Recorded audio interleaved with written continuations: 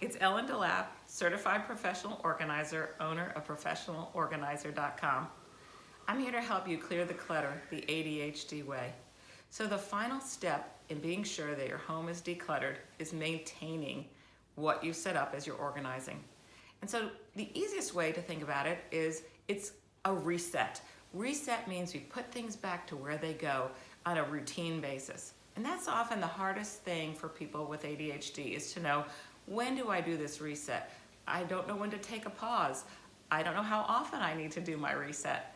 So I advise doing your reset no less than once a week because things build up and get very overwhelming without that reset.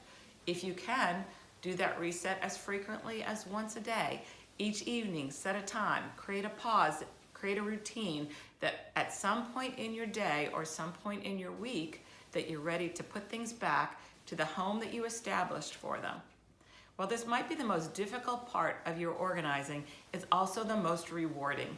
And that's because you really see what you have done has accomplished not only decluttering, but creating a routine that works well for you in your home or at your office. This is Ellen Delap, Certified Professional Organizer, owner of ProfessionalOrganizer.com, helping you declutter the ADHD way.